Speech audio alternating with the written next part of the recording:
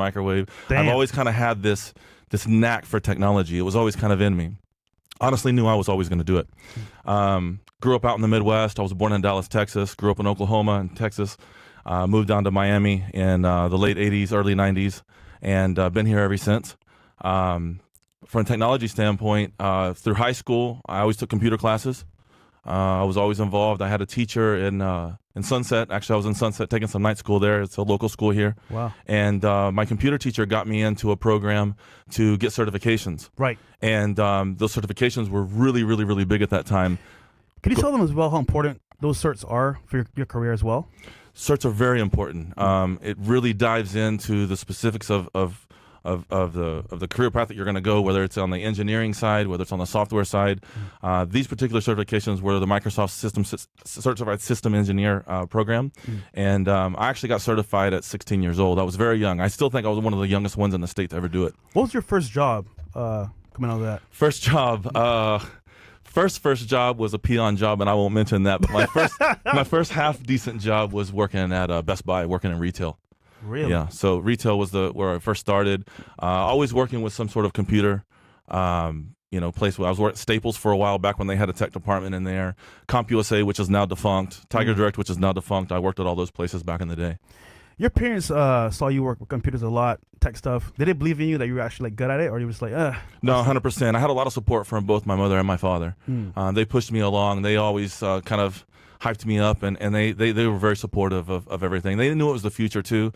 Both my parents, they really weren't that tech savvy, so it definitely wasn't in the family. I was definitely one that I was the outlier of the family as far as tech goes, but they were both very supportive. That's good. Yeah. So getting to tech, obviously speaking, nowadays a little bit harder because competition is fierce, a lot of applicants. How'd you get into it full time with your, I guess, first big job? Yeah, so I worked retail for a long time.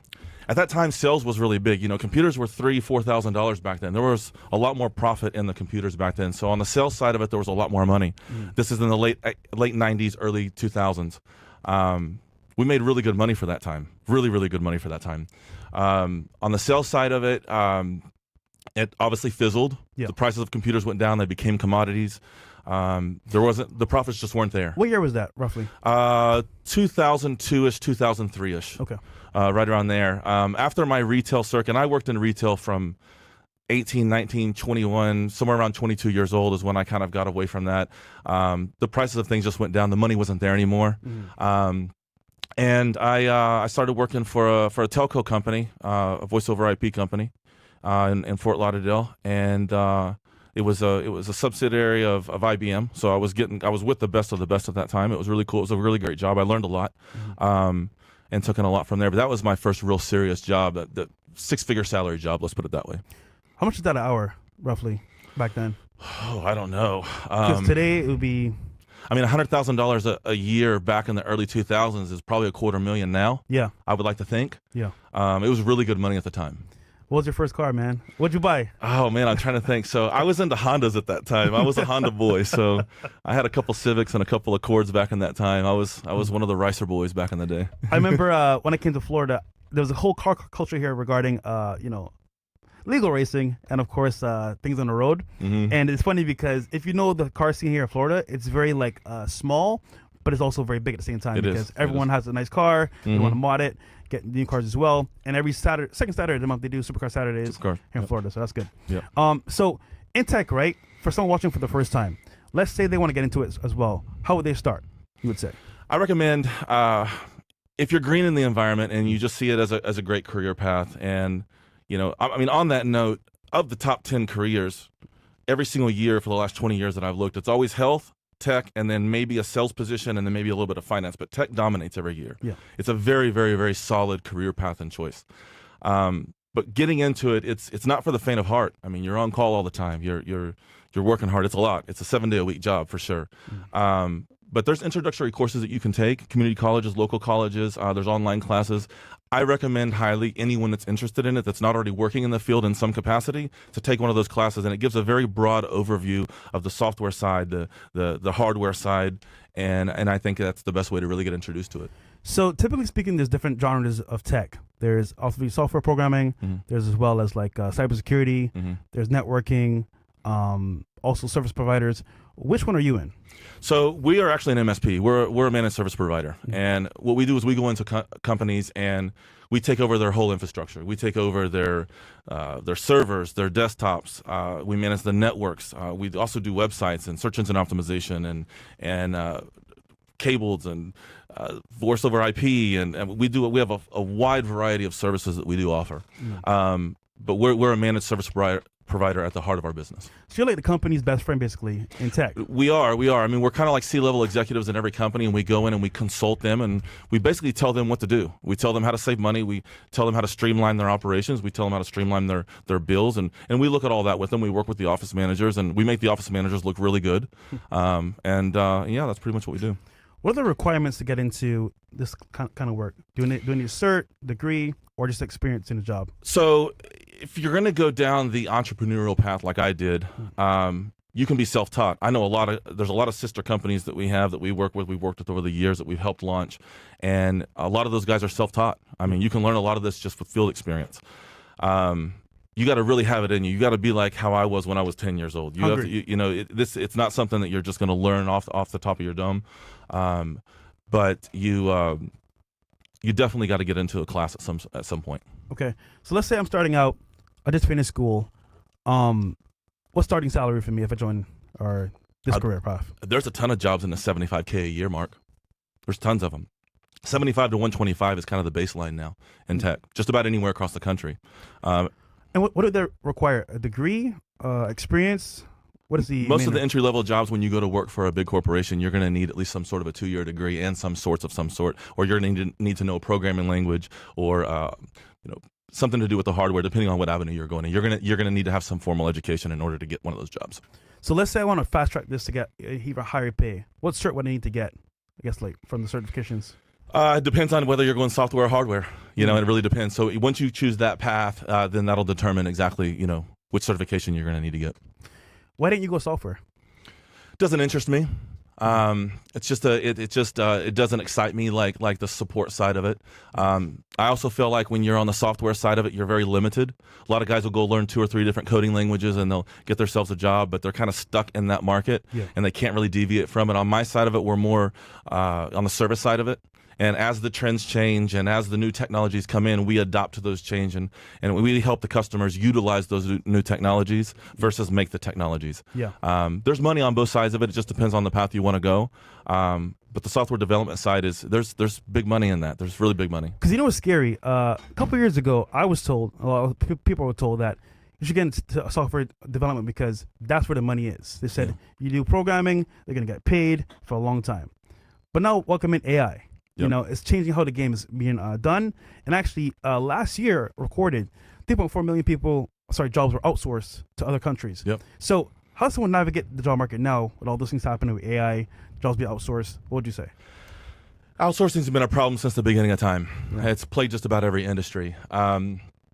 Listen, in my market down here, hopefully a lot of the listeners are down here in South Florida, but I know we've got some across the United States. South Florida market's a little different than the rest of the United States. Job quality down here is not that great. Mediocre work down here is better than most people's. So it's pretty easy to get work down here. In the rest of the United States, that's a little different. It does changes per region that you're in. But what's funny about that, you mentioned it too as well, is that people will work a job here or work for themselves here, but it's low class work. It is. So it's like bare minimum. It is. So if you do even a little bit more, you're seen as way better. You're golden. You're golden. And if you do exceptional work, you're never going to have a problem. And I like to think that that's where we're at. We do quality work. We've got a good name for ourselves out there. And we're a small, big company. We present big, but we're small. And So, Dustin, real quick, if you got to change one thing from back then to now with tech, would you say, for example, let's say you got into an industry like this, right? You want to have, of course, everything ducks in a row before you go apply for this job. Give us the play-by-play. If someone's watching for the first time, what they need through and through. I always recommend and always give suggestions to everybody. If you're interested in getting into this career, go get a job in the career. Even if it's at Best Buy. If you're 18, 20, 22 years old, it's an entry-level job anyway. You're most likely got something else going on. You're either in and out of school. Go get a job working in retail. Go get a job working for, even if it's the front desk help, it doesn't really matter. You can get level 1 support. There's plenty of companies offering positions. I mean, I look through Indeed all the time. There's just thousands of job postings all the time. Thousands. everywhere. Go get a job in the market. It's going to be an entry-level position, but keep an idea. Keep your eyes open and watch how the businesses are being ran and see what they're doing. Learn from their mistakes so that when you take that into your position later on in another job, or if you start your own business, learn from where you're at. Study what they're doing. In that job position, I mean, I worked retail, and I chose retail because I took advantage of all the customers coming in. You know, when you're working in retail, the guys that are coming in to buy things in the daytime is me now.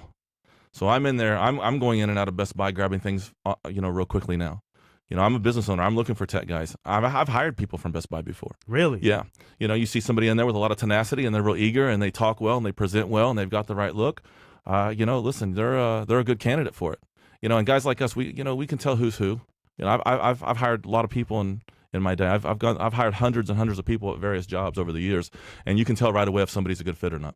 Do you think that nowadays it's hard to find good talent? I would argue that a lot of people want jobs, but they don't want to put in the work. Oh man, that's a touchy subject. Yeah, listen, the generation now is not the hardest working. Yeah, it is a little bit of a challenge. I'm lucky that at this point I've got a good team around me. I'm not actively searching, and I haven't had to hire anybody for a higher level position in a while. We do hire people to come in and help out run cables. We the monkey work. You know, you come in, you do the work, and you leave. It's in and out type work. It's manual labor basically.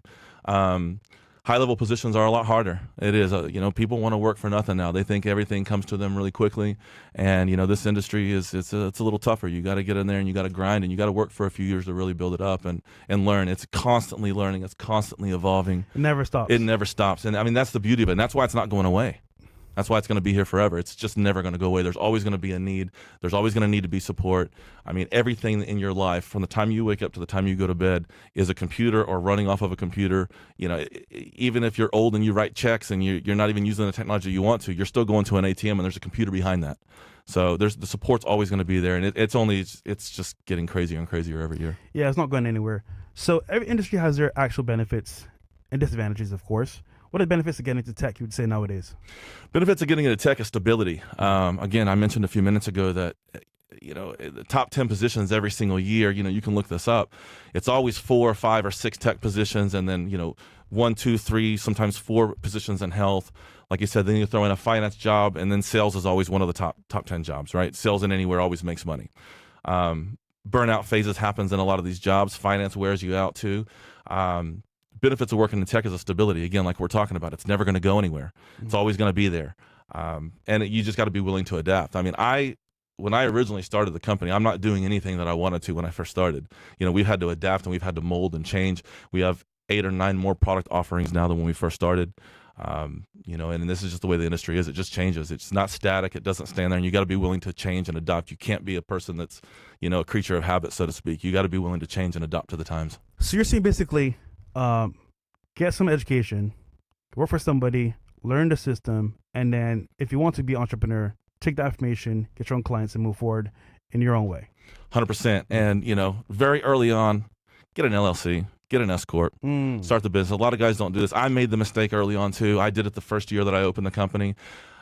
You can source product from a lot of other places now, but when you go to try and get equipment from companies and you're trying to buy it third party, listen, they're not taking you serious because they're seeing you as a month-old company, and tech is a fly-by-night industry. So they're not taking you seriously. It's a little harder to get products. It's a little harder to source things. I would say start that now, and I recommend that to anybody. I mean, whether you're going to go into tech or any other industry, it's always a good thing to start that up and get an account and get someone that's good on your books and start writing some things off and save some money. Okay, real quick, Dustin. Okay, listen, I love school. Just kidding, I hate school. What if I hate school? I don't want to get a degree. Can I still work this career for myself? Of course you can. I mean, if that's the case, then you're going to go down the entrepreneurial path. That's just the way that you're going to have to do it. Listen, there's a lot of self-study. The internet does wonders these days. There's a lot of information out there that you can find. But if that's the case and that's the path that you want to go down, just go get a job working somewhere. Start studying how they're doing things and let it run. I mean, like I said, you can start in retail. You can start working at Best Buy, and in 5 years, easy, without even trying, within 5 years, it might seem like a long time initially, but within 5 years, you can have yourself a very, very good, successful 6-figure salary. Not bad at all. Yeah. What's the max you can make, like super max, top level? I mean, Silicon Valley has a lot of $1 million guys out there. Sheesh. Silicon Valley has a lot. I mean, there's a lot of $500,000 guys out there. The thing about this career is it's not, you're not going to make millions and millions and millions and millions every single year. It's not quick money, but it's a good, stable career. It's stable. It's stable, and you can raise a family on this. You can feed. I mean, I've fed my family all these years, and we've all done very well. We've all traveled. I've seen, man. Yeah, you have, and we're all doing really well because of it, and it's fed me for a very long time. So the stability part of it is a good thing. The people that really get into this, the network of people around me, they've been doing it 10+ years or more, and that's the real good benefit of it, is that it's good, stable money. And if you open your own business and you do go down the entrepreneur, it's not hard to make $500,000. It's really, really, truly not. You don't need that many customers. Yeah. So the possibilities are really limitless. And then you can scale it as high as you want, or you can keep it simple and small. You can grow it out. You can open up multiple offices. Just depends on the direction that you want to go. Aren't you scared of AI coming to the forefront? I was at a meeting, actually, and they spoke about AI becoming a part of every company by 2030. Aren't you worried about it dominating your industry, taking over jobs and stuff like that? No, I mean, AI has been around for a long time. It's like a lot of these coined terms. I mean, the cloud was a big thing 10 years ago, and everybody was scared of the cloud, and what was it, and how are we going to push our data off-site, and how is it not going to be here, and everybody wanted on-prem stuff. Now the cloud is just something that nobody even talks about. I really don't like a lot of these terms. AI's here. It's been here for a while, but it's just going to continue to get better. On my side of it, I basically use AI as a tool, and I educate my customers on how to use it to make them more profitable and to streamline their processes. And I'm really getting a lot better about teaching them how to utilize this in a way that suits the customer's needs in the industry that they're in. And I mean, AI is in everything now. It's in Zoom. Yeah. I mean, you can see it everywhere. It's in Adobe now, and it's in your email now. It's in Office 365. It's everywhere. So you really, on my side of it, I'm not really worried about it.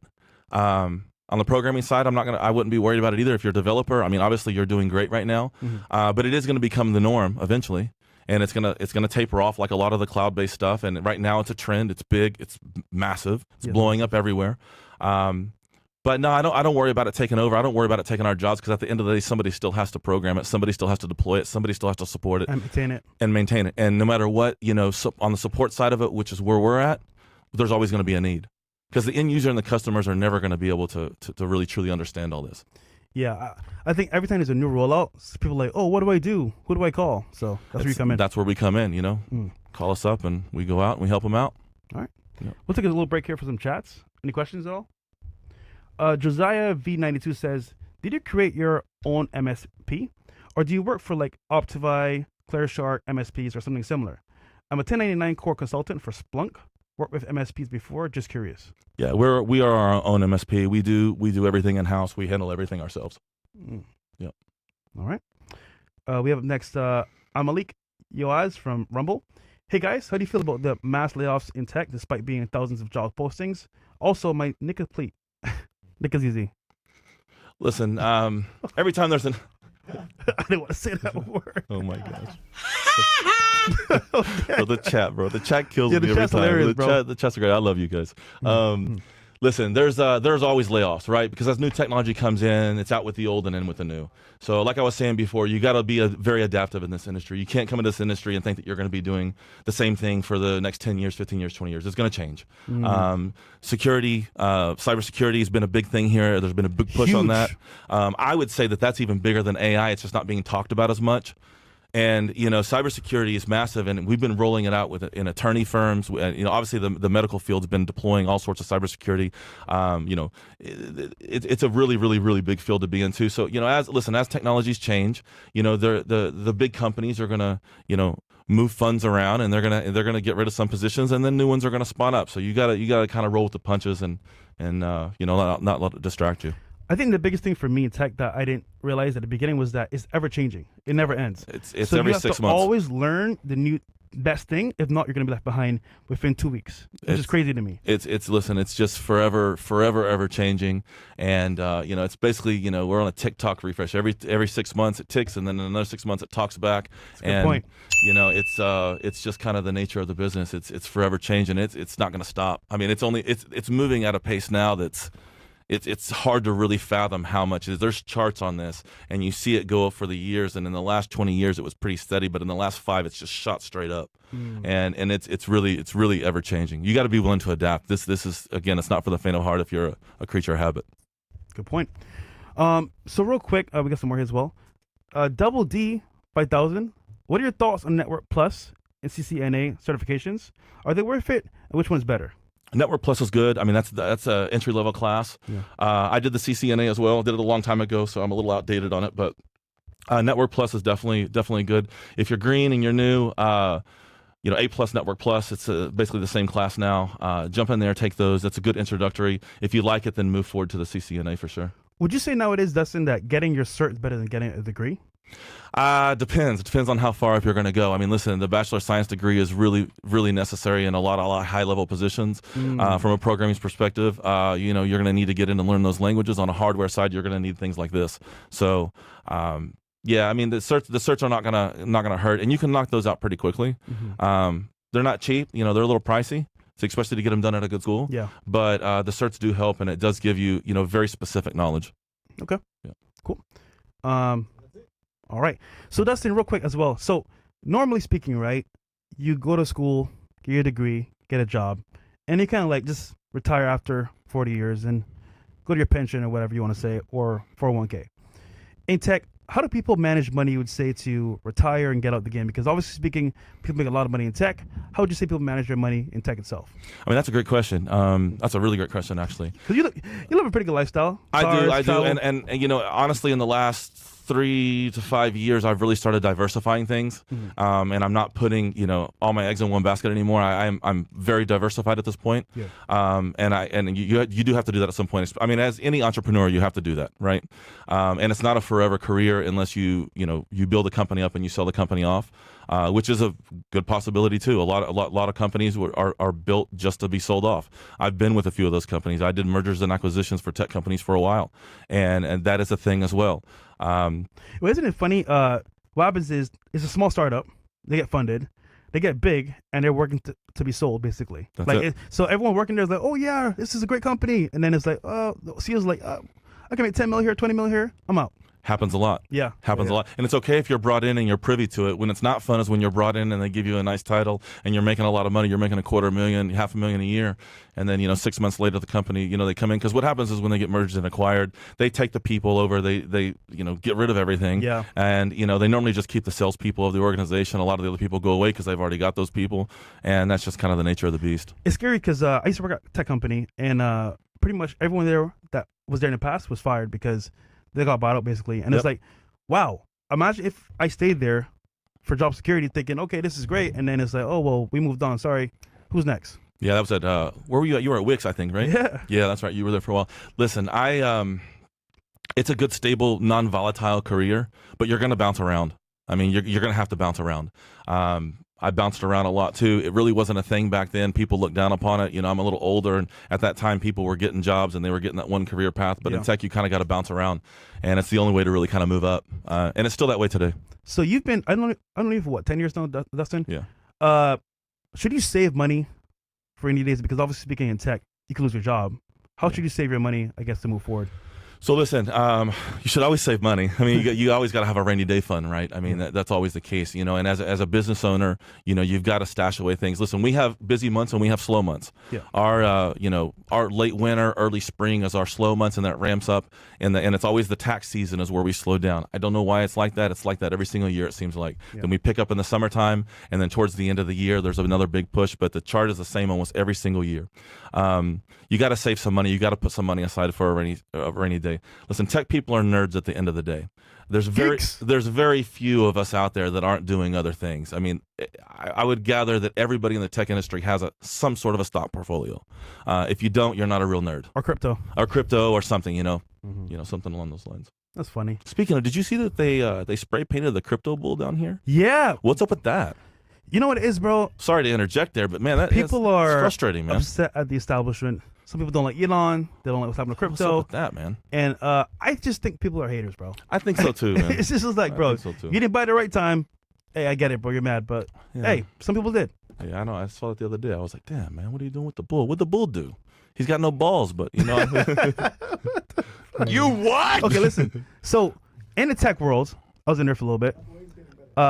Dating is never really talked about that much. You kind of just go to work your 9 to 5, or if you're working on a project, more hours than normal. You might get married to a chick that you met at one of those Magic the Gathering games or whatever, and then you kind of settle down, have some kids, and work. But more than not, you're spending a lot of time at work. She may get bored. She'll be like, you know what? This isn't working out. Like, you're never home. And then usually, sadly, it ends in divorce. How'd you navigate dating, working tech? Because it's a demanding job as well.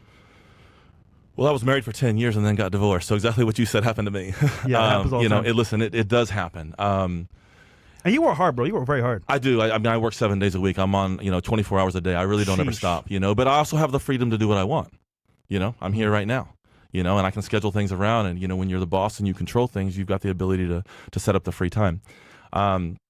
Listen, tech people in general, the nerds have been ruling for a long time. Yeah.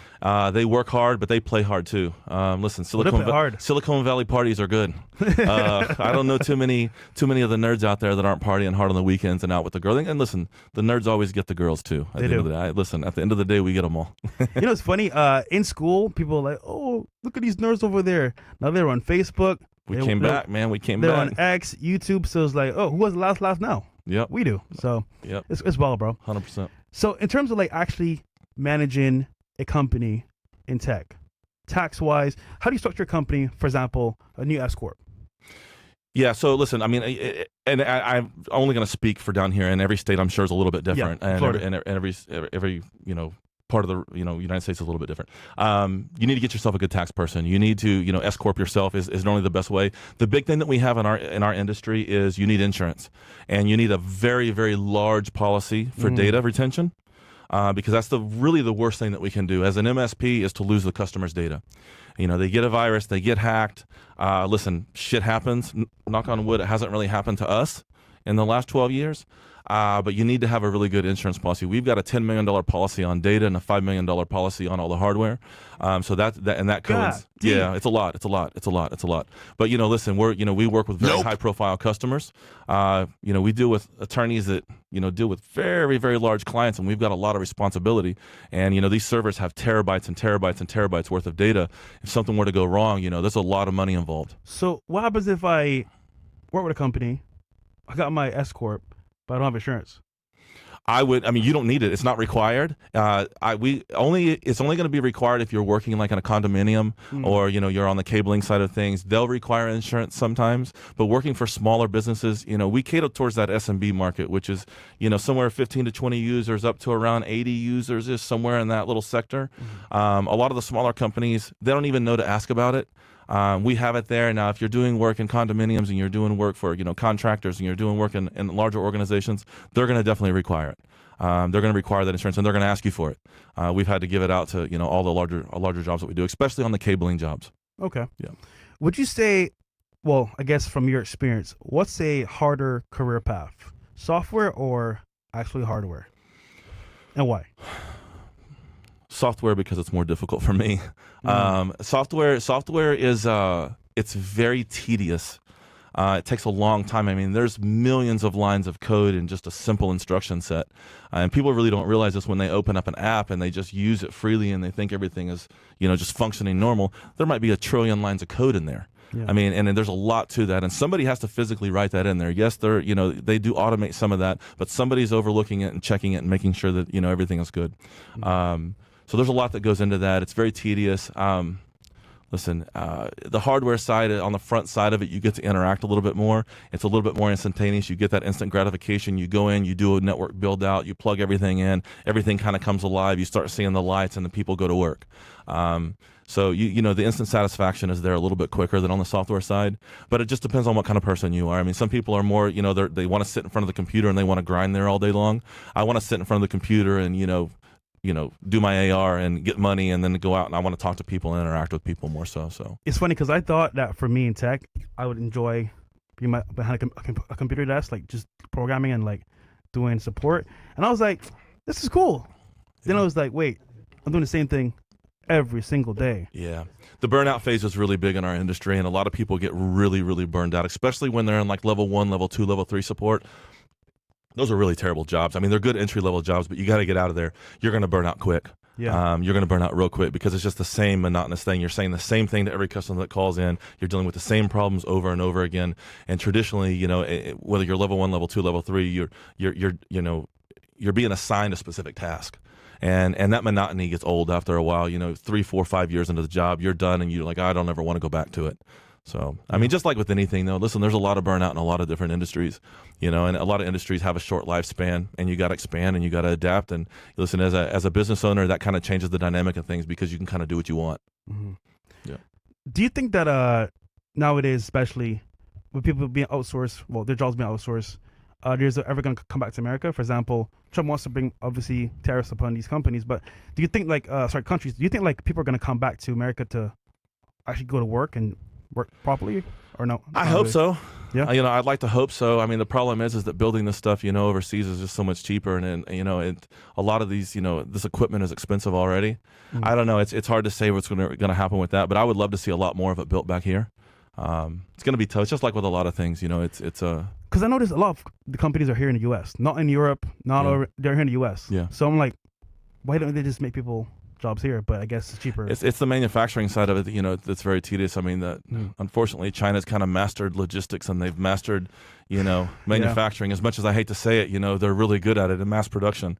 You know, they crank out those iPhones every single year by the millions, and they do them in a couple months. Yeah. So, you know, it'd be really hard to get that here at a mass scale, but they're trying. You know, they're looking. There's a couple big manufacturers that they're looking to bring over here. I know Apple's coming over here. The company that manufactures Foxconn, they're looking to come over here.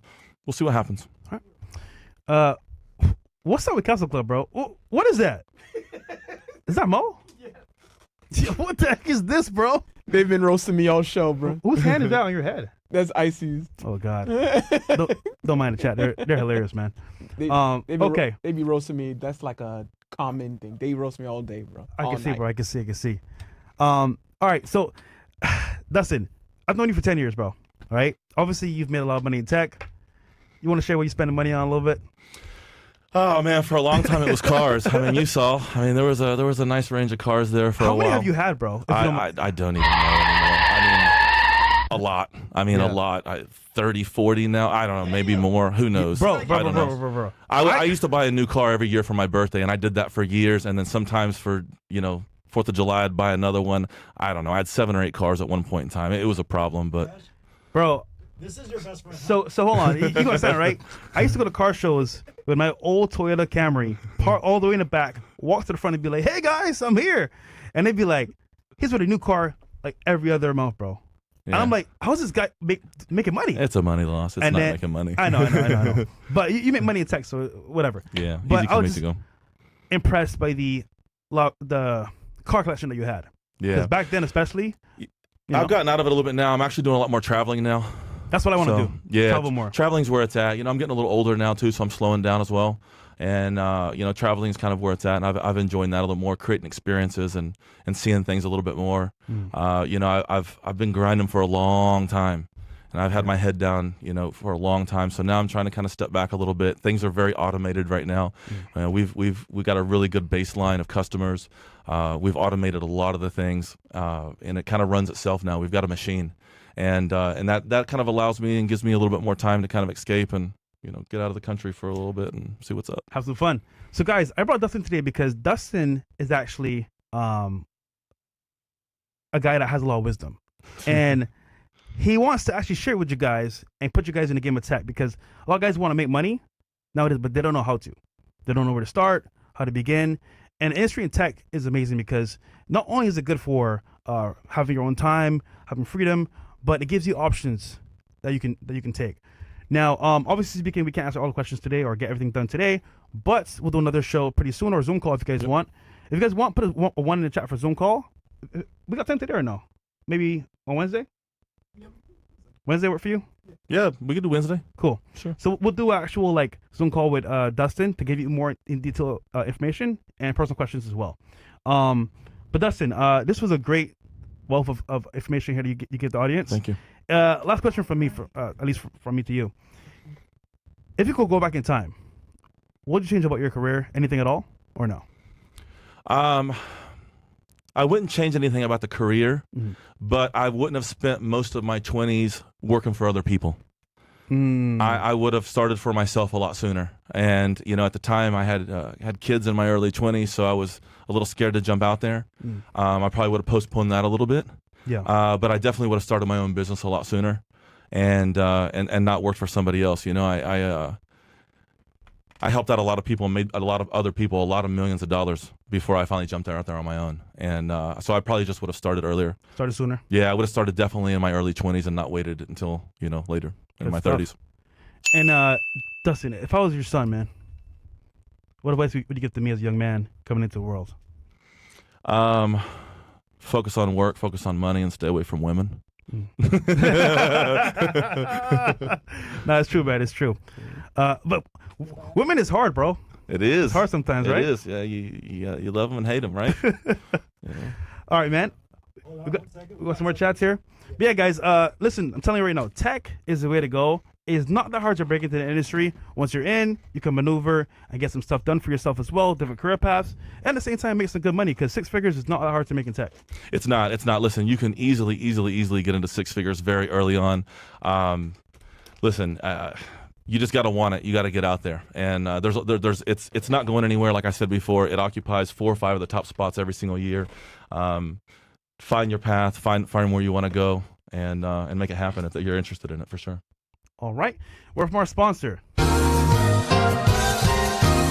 This is Coffee of the Year, Coffee of the Day, of the Week, Rumble Coffee, 1775 Coffee.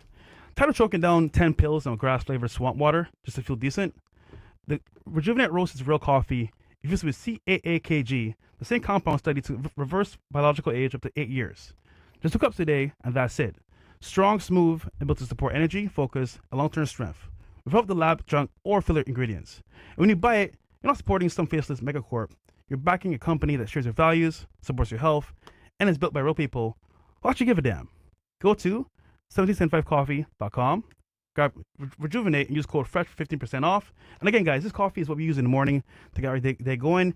It's black like me, fresh like me, and at the same time, it's good for you. So, guys, support Rumble, support us. Thank you for being a part of the show, and for our sponsor, 1775 Coffee. Thank you. Cool. All right, Dustin, where can they find you, bro? And what's next for you? Instagram. I was off social media for a long time, but I'm back on my personal Instagram, AMB Miami. You can also check out our website. You can drop me a line in there. It's www.goboxtech.com. And yeah, that's it. We have some more chats here as well before we head up. One last question. All right. Double D again says, what would be the best way to break into the 6-figure salary from a level 2 support position? Start networking. Try and pick yourself a couple customers on the side. If you're already doing level 2 support, then you've got a pretty good understanding of how to fix things. Pick up a customer or 2 on the side. Work 2 jobs for a while. It's the only way to transition out of where you're at. What's the best way to find a customer or get them onto your so listen, there's networking groups everywhere. I mean, down here we have BNI. I know it's everywhere. Okay. You can buy into that. Listen, it's really just a matter of, if you're doing level 2 support, you're probably behind a computer desk, so it's a little bit harder at that point in time. But there's always a friend or a family member or somebody that's got a business off to the side. Talk to them, and really the side hustle is really where it's at in the early days. You got to have that side hustle. I mean, man, I worked 2 jobs for a long, long time until I finally transitioned out, and that's really the only way to do it. All right, we got another one here. Dame Dolo Film says, what are the best tech events to network in the States? I'm halfway through my cybersecurity journey. Oh, that's good. Congratulations on that. That'll be a fun one. Good stuff, bro. Yeah. So, listen, I used to go out to Vegas every single year. I did the big CES event. Listen, that's a nerd's paradise. Good times, man. Go look at some. Hold on. Dustin. Please tell them a Vegas story, bro, because Dustin's the guy that lives a great life. Tell him one cool Vegas story. Oh, man. That's not too bad. Gracious. Dustin, how tall are you? 6'6". Guys, this is a 6'6" white man that lives life on his terms, bro. Listen, I'm not going to say too much on it, but I did end up at the Bunny Ranch one time. What? Really? One time. You what? One time. We'll save that for another one. Okay, maybe some after hours. All right. So I guess for him, best tech events in the States to network, pretty much. Listen, look for a local group. Like I said, the BNI groups are always good and it's not really about a tech network group as much as it is just networking in general, especially if you're looking to find new work. It's really just about meeting new people that have businesses. Didn't you find clients at the car shows too as well? Oh, I find clients everywhere. I mean, no matter where I go, I'm always talking it. So you just got to find the need and whatever you're specializing in. Listen, if it's just building computers or if it's gaming, go hang out at GameStop. You know what I mean? Like whatever it is, you just got to hang out with the people that are like-minded. But the BNI groups are always really good. I always recommend people to do that. You do have to buy into them. Most of them are not free, but there's a lot of like high-level people in there. Right. And it's really, that's really where you can learn, and you'll always get leads from there, always. I remember I went to meetup.com and I was looking at a bunch of groups there as well for free. Some are more paid though, like you said, you got to buy into. Yeah. Okay. Louise, does your guest have any experience with DoD contracting? No, I've done very, very little work working for the government. I did have a little stint in around 07, 08. I was doing licensing for a company that I was at, and they were shipping military components to other governments in other countries, and there was some government work there involved, but it was on the tech side of it, and I was applying for licensing, and I was having to inspect the parts and things like that.